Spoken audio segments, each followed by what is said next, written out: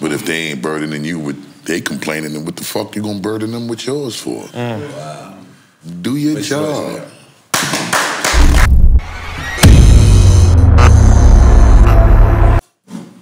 I was with Chris the day before he died. I was on my first transformation journey. Chris saw me, I was in the best shape of my life. Not as crazy as now, but I was, for the first time, it looked like it magnified differently because it was the first time. Prior to Big Bang Theory or after Big Bang Theory? This was right around the time that, no, it's my second time getting in shape because I got in shape the first time for Big Bang, and that was 06. Chris died in 2012. This is my second time getting in shape. And Chris had merged with Michael Owens? Michael Owens. No, not Michael Owens. The management company downtown in the East Village. 16th Street. Yeah, 16th Street. With CeeLo Green was with them. Primary Wave. Primary Wave. Blue. Chris had merged with Primary Wave and Blue was there. Blue was there. From Family Tree. Yeah. I come to see Chris, and for a few months before this particular moment that I'm talking about, Chris Lighty was going through a few issues. I've never disclosed this, never spoke about this. Chris was having some issues, and he wasn't really too articulate about what he was dealing with, but from the outside looking in, it was like he was going through some serious shit, and he had to go to these retreats in Connecticut. At least that's where I thought it was, but it was outside of New York. And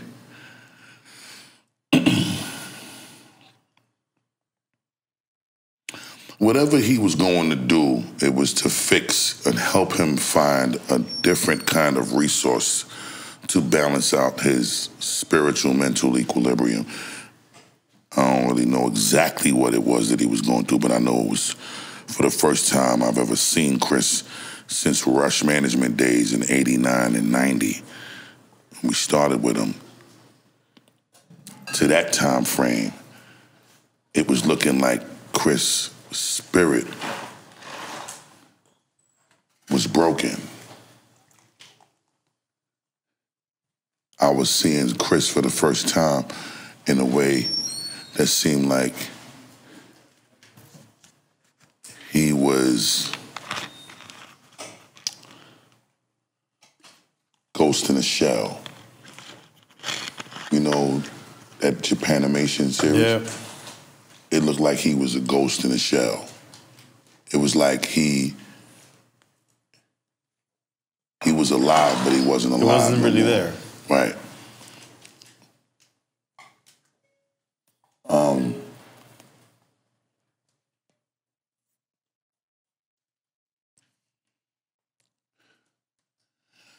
I was hearing things, I was seeing things. I ain't disclosing all of that on this interview. But what I do know is that what it was doing to him it wasn't good. So, you know, Chris he's a man's man.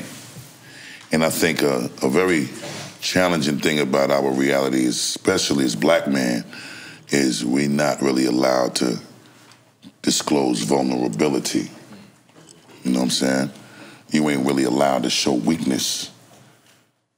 And we also was living in a time, and I ain't talking about then, technology was a little different, but standards wasn't. And when I say that, I'm saying that to say,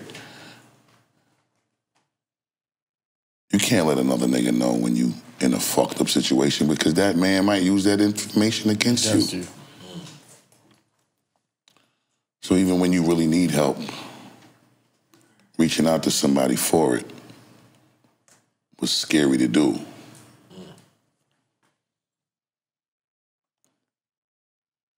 And can you imagine what that was like for a man that was responsible for making sure that we had all the help we needed when we needed it? Right. He was our manager. He had to manage our lives. Real shit. Neglecting managing his own. Who was managing his? Right. Feel me? Who could he call to help him manage his? Right. But whenever we needed him, he helped us manage ours. Right. That's a very scary place to be in. That's a very heavy place to be in. From Puff Daddy to you. He had me, Puff. I'm not talking about heyday Violator days. I'm talking about primary wave Violator days. He had me, Mary, and Diddy. Excuse me, Mariah, and Diddy. Big up to Mary J. Blige, by the way, everybody. He had me, Mariah, Diddy. N.O.R.E, you still was there during the primary wave, or you slid already? I'm not even sure. Primary wave was who Violator merged with when Violator left 26th Street, across the street from Henchman Entertainment. I never left Violator. Okay, so, but I'm just saying, I never seen N.O.R.E in the primary wave. I never came back since these niggas got shot up. Okay, but that's my point. Y'all taking this shit too far. That's why I'm saying. I never came back. He wasn't pulling up no more, so I didn't know if he was still rocking. So that's why I asked. But what I'm saying is, fast forward, with all of the shit that I was seeing on my bro, which was concerning in itself, was Bus, you look incredible. I want to come train with you. Chris. I'm talking about Chris. He wanted to come and train with me. He had an assistant that became a management rep for mine that I don't fuck with no more, but I'm not nasty. I'm not talking about this nigga, bro. Don't say his name to me, please. Please, my fault. I know you ain't do nothing wrong. We got edits. Yes. We don't edit I'm shit, not but fucking we with edit that. fuck. Go ahead. We're editing I want to talk things. about him. Thank you. But he was cool at that time. All right? Chris, me and the talked. Chris told the pack his gym clothes in a bag to go train with me the next day. Chris got in the car with me to take him to Grand Central Station to go pick up his daughter because he was coming home from college. It's the last day I seen Chris. The next morning I get a phone call, 9-something in the morning. I wasn't told that Chris was dead. I was told that something happened to Chris. Okay, shit happens to us all the time. What happened to Chris? We called Violator. I forget the young lady's name up at Violator that was working with us at the time in the Primary Wave offices when Violator had merged with Primary Wave after they left 26th Street between 5th and 6th. Spoke to the young lady on the phone. She was crying. She said Chris hurt himself. Okay. I get a call from Mona Scott. She's crying too. Mona Scott tells me something bad happened to Chris. You need to come now.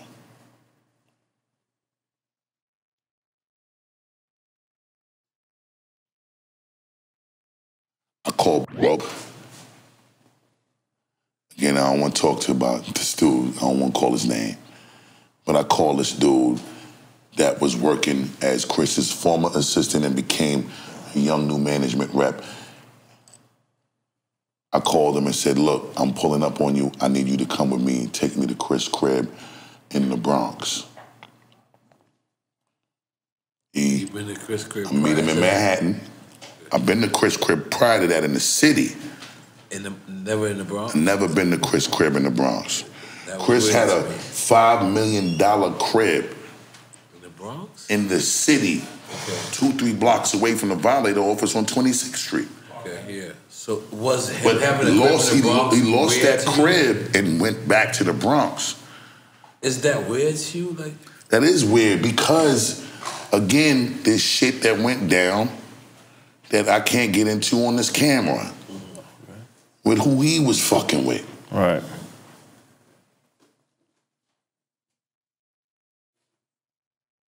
That regressed his hard work and his progress back to having to go to the Bronx from where he was at. He had a crib on Fifth Ave, bro. If it wasn't Fifth Ave, it was in the proximity. It was 3, 4 blocks away from Violator. Park Ave. It wasn't on Park Ave, King. Because Park Ave went the other way towards the east from the Violator office. His shit was going towards the west from the Violator office. Yeah. But hear what I'm saying.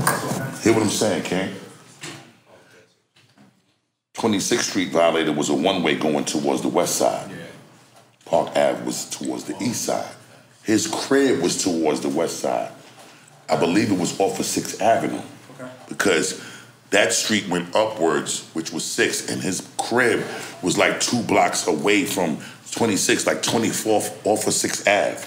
There was a building to the right. You go inside, it was 2 multi-million-dollar condos that he connected together as one. And that became the $5 million crib. Now,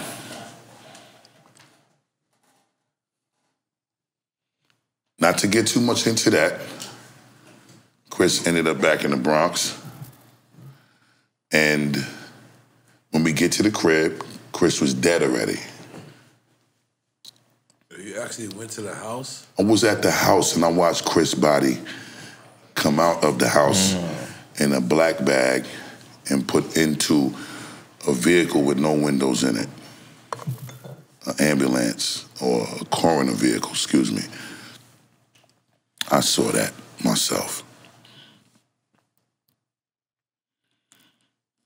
And I stood out there and I beefed with Mike Lighty, Mona Scott,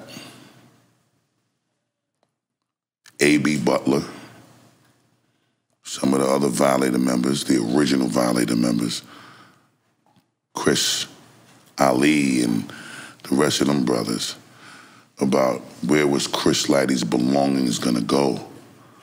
Because everybody from Chris' side wanted his belongings out of that house and taken to a storage place that they controlled the key of. And his widowed wife at the time was trying to fight that with her family. And this was a horrible day.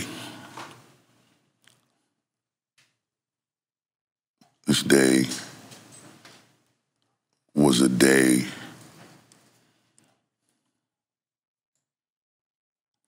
where what fucks with me the most about this shit is because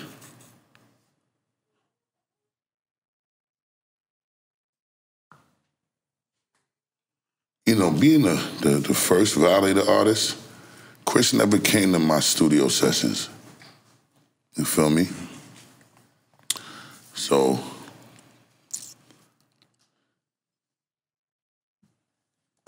Chris,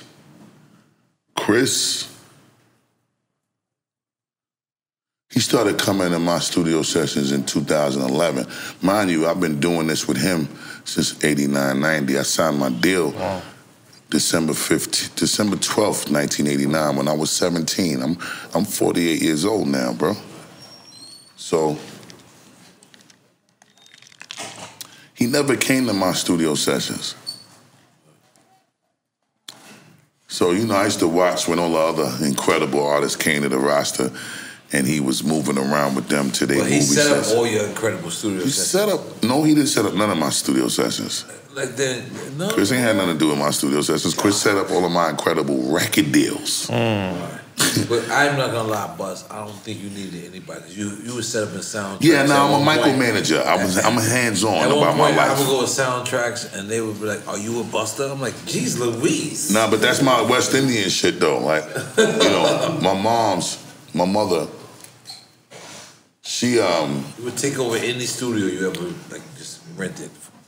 any studio that I had the opportunity to work in, I'm booking my own session. I'm signing my own invoice on the POs, and To this day. to this day, I'm paying for my own studio I time. told you yesterday you was in the studio. That's a motherfucking fact.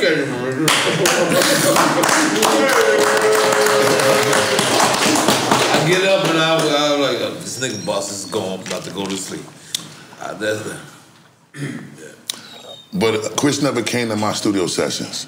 So to see when LL and 50 and Missy and Nas and Mob and N.O.R.E. and everybody came to this Valley, the family, and he was popping up to sessions and from the other artists from Rasta, and it wasn't coming to mind. That fucked with me, I'm not gonna lie. Wow, never knew that.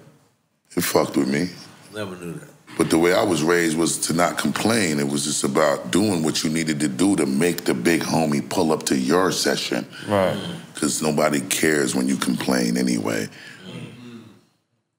Nobody ain't listening to your complaints. They got a bunch of shit to complain about too. But if they ain't burdening you with they complaining, then what the fuck you gonna burden them with yours for? Wow. Do your job.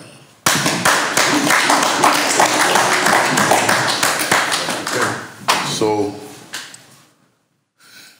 I tapped into a frequency, somehow the Most High aligned the stars in the universe for me, man, and I just started making some shit that made Chris feel like he needed to pull up to my sessions and my nigga. He pulled up. And not only did he pull up, man, he started pulling up so regularly on an unannounced level, it was almost like he had something to prove to the people that he was talking to about my shit. And he was like, oh, you don't believe me? Let me bring you to the studio so you can see that what I'm saying is truth.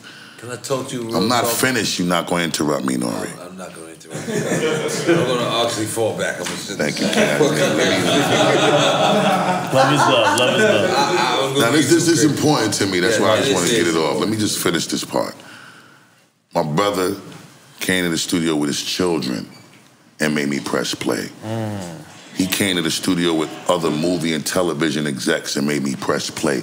He pulled up with other powerful music industry execs and made me press play as a proud big brother and a proud father of Busta Rhymes' career.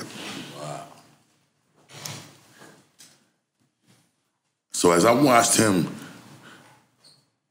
chaperone the whole planet with 50, LL, sometimes N.O.R.E., sometimes Mob, and he wasn't pulling up to my shit. When he finally decided to pull up to my shit, and then he died. Right. You know how that made me feel? I'm not gonna lie. That shit fucking hurt, bro. You know what I'm saying? Like, Chris sent me an email in my BlackBerry, and bro was like, yo, I'm proud of you. This is 2011. I'm proud of you, bro. He goes,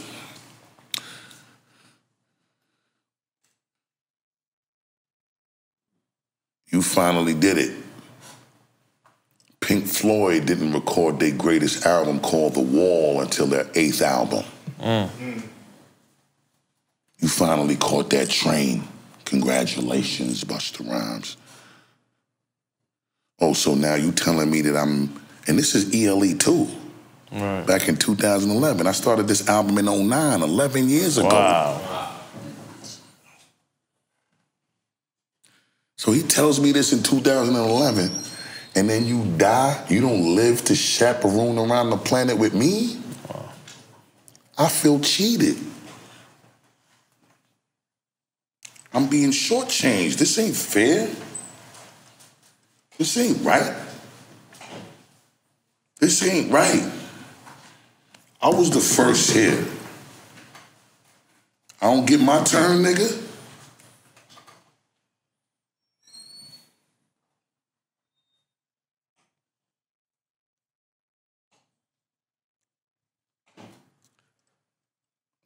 sorry. Nah, you'll never be sorry. Nah, man. That's real shit. So,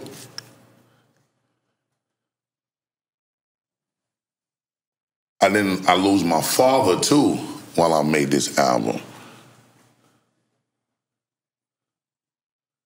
I lose Chris Lighty and I lose my daddy making this album. Niggas want to know why it took so long to put out an album. I was going through all kind of shit, nigga. I had to lose weight. I had to find refuge in people that didn't mean as much to me as Chris and my father. And I started to walk around with this smile like I was doing well. Right. That's a hard thing to fucking do.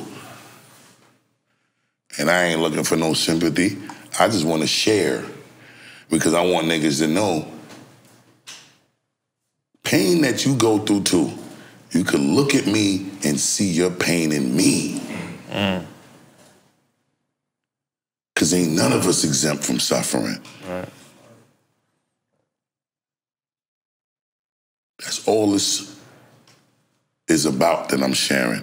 And it's therapeutically beautiful for me because I'm finally in a space in my life where I'm comfortable enough to share it. Now, how long it took for me to start having these kind of conversations with the public. Now, how many years I've been walking around with this shit, afraid to talk about it because I don't want niggas to use this vulnerability against me? They can't. Nah, it's strength, man. They can't. You don't know that at the time when you're going through it, though, N.O.R.E. Right. Respect. You know what I'm saying? No, I agree with that part as well. But I'm saying they can't. They because I feel the same thing that you feel. Like we all feel that. N.O.R.E., you asked a question that I ain't even respond to yet. Okay, You said, did Chris kill himself because you can't believe it? I can't. Is it me? I'm going to say this to you. Is it me? I don't want to believe it. What he was going through,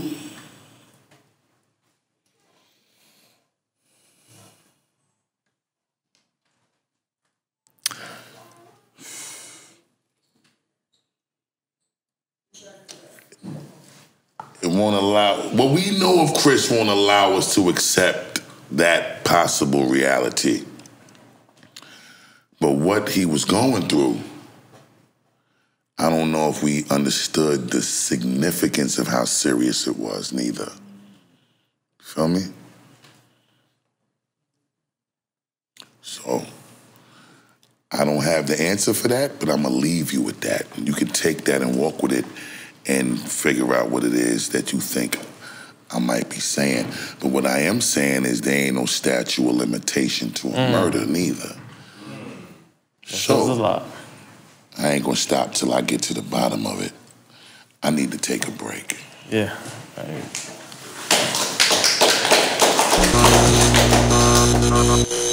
He does not, his value and his significance in other people's lives are not the same as it is in ours. Right. Yeah.